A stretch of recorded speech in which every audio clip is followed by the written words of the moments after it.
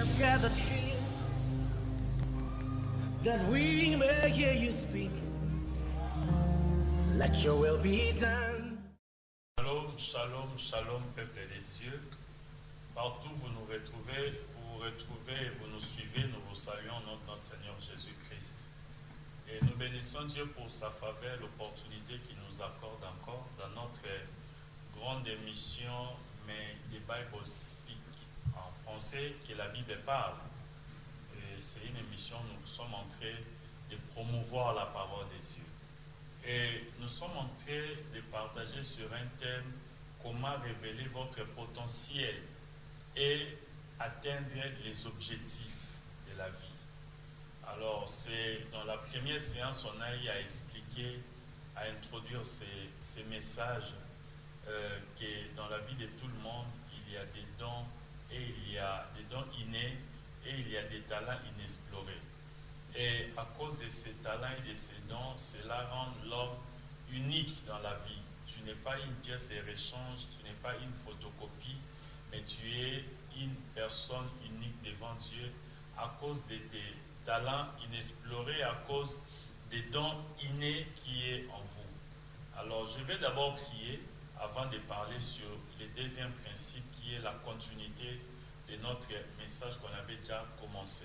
Seigneur, nous bénissons ces temps, nous bénissons cette émission, nous bénissons les messages d'aujourd'hui, nous bénissons tous les auditeurs. La Bible dit que nous connaîtrons la vérité, cette vérité nous affranchira. Que ta parole soit ainsi au nom de Jésus. La gloire de Dieu nous accompagne au moyen de ta parole. Au nom de Jésus, nous avons ainsi prié et nous disons Amen. Dans ce grand thème sur comment révéler votre potentiel et atteindre les objectifs, il y a des principes qui pourront nous aider. Le premier principe que j'avais parlé sur avoir confiance. Et avoir confiance, je l'avais expliqué dans des dimensions. Avoir confiance en Dieu d'abord, et puis avoir confiance en soi. C'était les premiers principes pour révéler les potentiels et atteindre les objectifs. Et aujourd'hui, nous allons toucher le deuxième principe. Le deuxième principe, pour révéler votre potentiel et atteindre les objectifs, il faut créer les opportunités et les saisir. Une seule opportunité créée et saisie peut changer les données de la vie d'une personne. Une seule opportunité créée et saisie peut introduire une personne dans la grandeur, peut te prendre d'un point A pour te conduire dans un point B qui est plus meilleur, plus mieux, qui est la destination glorieuse de ta vie. Et dans le deuxième principe, je parle sur créer les opportunités et les saisir. Dans ce deuxième principe, je vais un peu nous parler sur 4 éléments ou 4 points importants. Le premier point important, pour obtenir quelque chose que vous n'avez jamais eu, vous devez faire quelque chose que vous n'avez jamais fait. Je reprends, pour obtenir quelque chose que vous n'avez jamais eu, vous devez faire quelque chose que vous n'avez jamais fait. Nous sommes dans les livres de 1 Samuel, chapitre 17, le verset 23 jusqu'au verset 37. Je vais lire la parole parce que nous sommes dans une émission que la Bible parle. 1 Samuel 17, 23 jusqu'au verset 37. Nous lisons la parole de Dieu au nom de Jésus. 1 Samuel 17, 23 au verset 37. Je lis la parole de Dieu. Il était en train de parler avec eux lorsque Goliath, le Philistin de Gath, sortit des rangs et répéta son défi habituel. Je suis dans la Bible BI, version BI, Bible expliquée. David l'entendit, verset 24. Tous les Israélites reculèrent quand ils virent Goliath, car ils avaient très peur. Verset 25, on disait, vous voyez cet homme, c'est pour nous provoquer qu'il s'avance ainsi. Eh bien, c'est lui qui réussira à les tuer. Le roi les comblera des richesses, lui donnera sa propre fille en mariage et accordera des privilèges à sa fille, à sa famille en Israël. Verset 26, David demanda aux soldats qui était près de lui, quelle récompense recevra celui qui tuera ces Philistins et qui vengera ainsi l'insulte infligée à Israël? Et qui est donc ces Philistins païens qui osent insulter l'armée du Dieu vivant? 27. On répondit à David en lui répétant ce qui était promis au vainqueur. Ainsi de suite. On peut continuer la lecture jusqu'au verset 37e. Alléluia. La Bible dit qu'il y avait un jeune homme appelé David. David était un jeune qui faisait, qui était dans la brousse en train de paître les troupeaux de son père. Et dans la brousse, David avait eu à combattre contre les lions, contre l'ours, et il était vainqueur.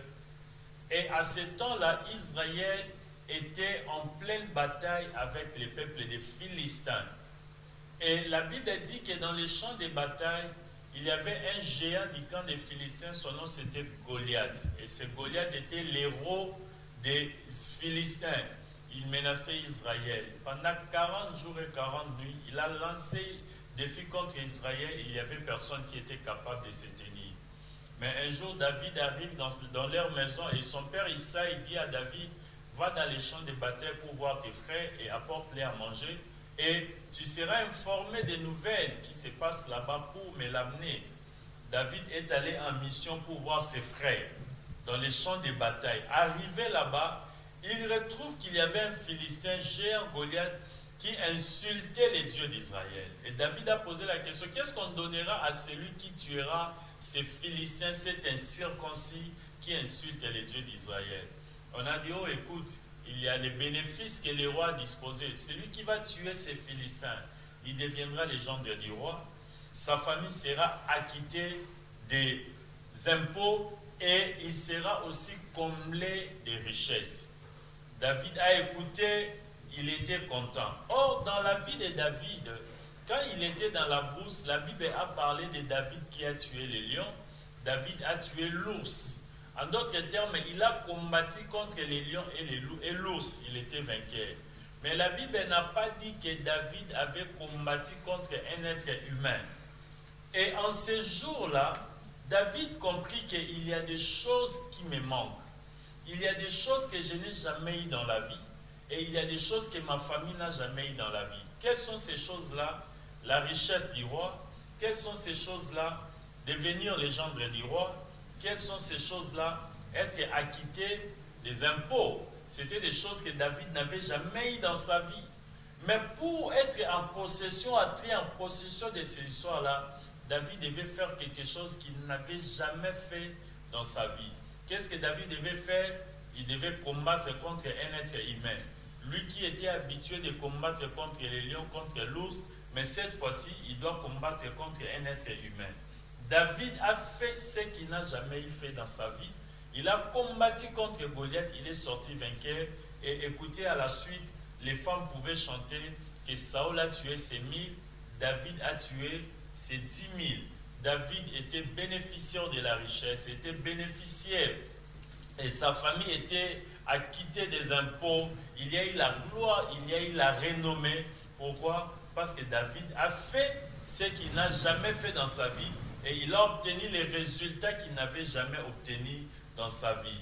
Dans la Bible, bien aimé, ou dans la vie, pour atteindre tes objectifs, tu dois développer à faire des choses que tu n'as jamais fait dans ta vie. Peut-être dans ta vie, tu n'as jamais eu à prier pendant 2 heures, 3 heures du temps. Dans ta vie, tu n'as jamais eu le temps de lire la Bible. Dans ta vie, tu n'as jamais eu le temps de faire les sacrifices de jeûne et prière. Dans ta vie, peut-être tu n'as jamais offert à Dieu. Dans ta vie, tu n'as jamais servi le Seigneur. Dans ta vie, il y a beaucoup de choses dans beaucoup de domaines. Je ne parle pas seulement dans les domaines spirituels, mais il y a aussi beaucoup de domaines. Dans les études, il y a peut-être dans le travail, dans la carrière professionnelle, bien aimé, il y a des choses que nous devons développer à faire pour être introduits dans la grandeur, pour révéler notre potentiel. Qui pouvait croire que David avait la force de combattre contre Goliath? Personne. Or, cette potentialité était cachée en David. Mais lorsqu'il a compris qu'il devait faire ce qu'il n'a jamais fait, et c'était possible pour lui de révéler au monde qu'il avait aussi la potentialité de tuer Goliath dans sa vie. Donc, c'est ça les premiers grands points pour obtenir quelque chose que vous n'avez jamais eu, vous devez faire ce que vous n'avez jamais fait dans la vie. Alléluia. Deuxième point important, faire un changement mineur prépare le terrain pour l'accomplissement majeur. Faire un changement mineur prépare le terrain pour un accomplissement majeur. Écoutez, parfois, même les plus petits changements dans votre manière de penser, dans votre manière de faire, peut créer une grande opportunité dans votre vie. David a accepté de faire un petit changement. Quel était ce changement? Il a fait le changement de son environnement. Lui qui était habitué dans l'environnement de la brousse pour paître les troupeaux, mais ce jour-là, il a accepté d'aller dans les champs de bataille. Il a changé son environnement. Ce petit changement de l'environnement a introduit David dans sa destinée glorieuse. Dans la brousse, il ne pouvait pas rencontrer Goliath. La brousse, c'était juste un endroit de formation pour lui, parce que Dieu ne peut pas confier des responsabilités à une personne qui n'est pas formée par lui-même. Et il y a même un Américain qui a dit que celui qui n'est pas formé est déformé. Alors, pour que Dieu t'utilise, te conduit dans la grandeur, il va se rassurer de ta formation. David, dans la brousse, c'était un endroit de la formation pour lui. Mais quand il fait un changement d'environnement, il quitte la brousse pour aller dans les champs de bataille, c'est là où David rencontre les géants philistins Goliath, et c'était la gloire pour la vie de David. Les gens pouvaient chanter, les gens pouvaient découvrir des potentialités de David. Tu peux changer ta façon de prier. Oui, tu pries, c'est bien, mais tu peux changer ta façon de prier. Tu peux changer ta façon de parler. Tu peux changer ta façon de prêcher. Tu peux changer ta façon de chanter pour Dieu. Tu peux changer ta façon de servir Dieu. Ta façon de vivre avec les gens dans la société, tu peux les changer et cela t'introduira dans la grandeur. Un petit changement peut t'introduire dans une grande opportunité, comme David a changé l'endroit, il a changé l'environnement et c'était une opportunité pour lui d'impacter sa génération.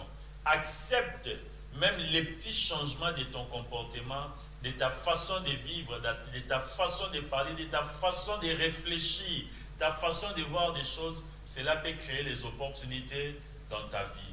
Le troisième point, chercher des opportunités et occasions dans une situation difficile.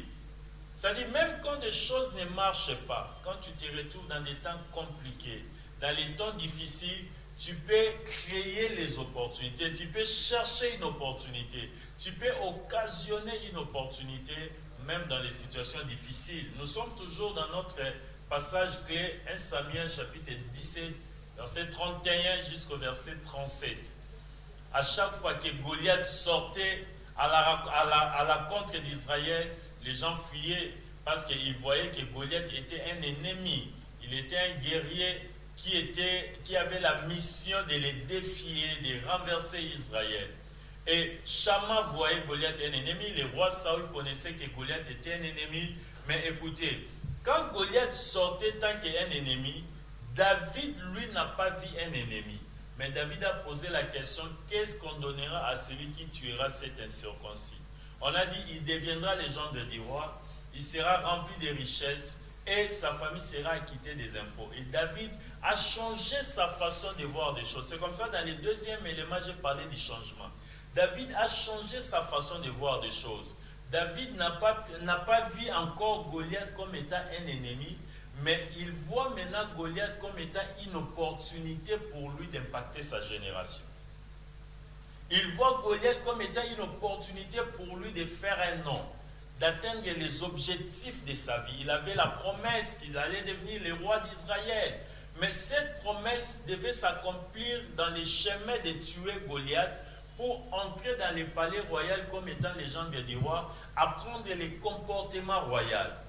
Et quand David voit Goliath, il dit que non, qu'est-ce qu'on donnera à celui qui tuera cet homme?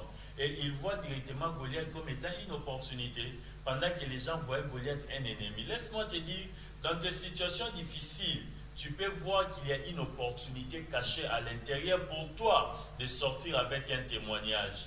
Souvenez-vous de Samson quand il raconte les lions. La Bible dit que l'esprit de l'Éternel saisit Samson, il tua les lions comme s'il tuait un chevreau.